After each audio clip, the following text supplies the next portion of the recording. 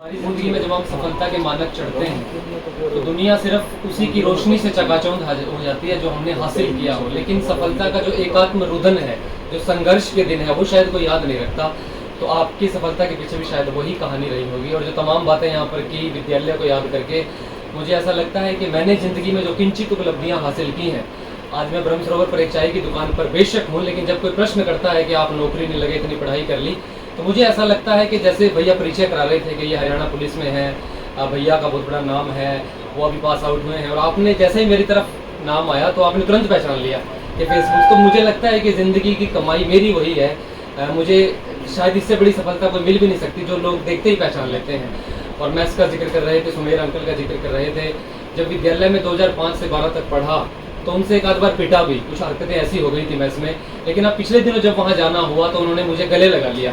Alumni तो बहुत सारे पहुंचे, लेकिन मुझे गले लगा लिया कि बेटे तेरी कविताएं सुनते हैं, तेरे गीत सुनते हैं। तो ये मुझे लगता है कि कहीं बहुत बड़ी कमाई है, ये सारी नौकरियों से बड़ी है। तो मैं आपको कुछ कविताएं सुना देता हूँ विशेष रूप से, चूँकि राम भैया यहाँ पर मौजूद हैं और इनका मुझे आशीष पिछले लगभग 1 साल से प्राप्त है। और आज यहाँ यदि मैं मौजूद हूँ, आप जैसे दीप्यमान चेहरे को यदि देख पा रहा हूँ तो इन्हीं की बदौलत देख पा रहा हूँ, अन्यथा आपसे मुलाकात शायद मुश्किल थी। तो मैं भगवान राम को समर्पित कुछ पंक्तियाँ मैं पढ़ना चाहता हूँ। 21-22 जनवरी को हमारे यहाँ अयोध्या में राम का विग्रह स्थापित हुआ, और मुझे ऐसा लगता है कि अयोध्या में कम हुआ, वो हमारे सबके मन मस्तिष्क के मंदिर में वो विग्रह स्थापित हो गया। तो वहीं से मैं पंक्तियाँ प्रारंभ करता हूँ, आपका मन मिले सुने।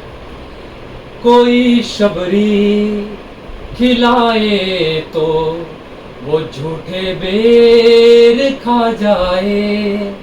कुमार विश्वास जी की पंक्तियां हैं। एक IIM की लड़की ने उनसे प्रश्न किया था कुमार जी से कि राम जी के इतने चरित्र हैं, वो पति के रूप में भी हैं, वो बेटे के रूप में भी हैं, वो दलितों से प्रेम करते हैं तो एक मित्र के रूप में भी है, उनका कौन सा रूप एडमायर करें। तो तब कुमार जी ने ये कविता सुनाई, मैं आपके स्मरण कर रहा हूँ, सुन। कोई शबरी खिलाए तो वो झूठे बेर खा जाए, कोई साथी हो संकट में तो वो बाली से टकराए, जटायु गर पुकारे तो वो बेटा बन के आ जाए, कोई आए शरण में तो उसे लंकेश बनवाए, वो जिसके नाम का पत्थर समंदर पार कर जाए, वो जिसके दम से तीनों लोक में संध्या सवेरे है, वही श्री राम मेरे हैं,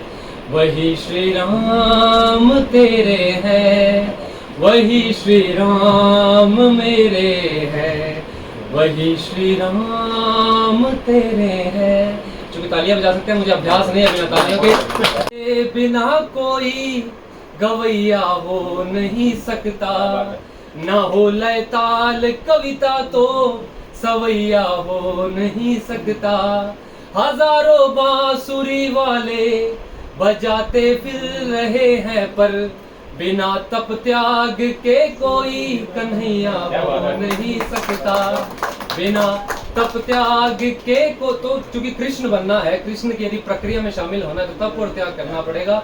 और गीता के अध्याय 2 में एक श्लोक भी उन्होंने कहा है, कुरुक्षेत्र की सी भूमि पर खड़ा होकर अर्जुन के सम्मुख पढ़ा था कि हतोवा प्राप्स्यसि स्वर्गम जित्वा वा भुक्षसे महिम तस्मादुत्तिष्ठ कौन्तेय युद्धाय कृतः निश्चय। तो जिंदगी में जो भी बड़े हमें लक्ष्य प्राप्त करने हैं तो वो सेल्फ डिटर्मिनेशन के माध्यम से हम प्राप्त कर पाएंगे। और चूंकि चाय वालों का तो भविष्य भी इस देश में कमाल है, प्रधानमंत्री ने तो एक कवि होने की भूमिका में मैं आपको विशेष प्रणाम करता हूँ।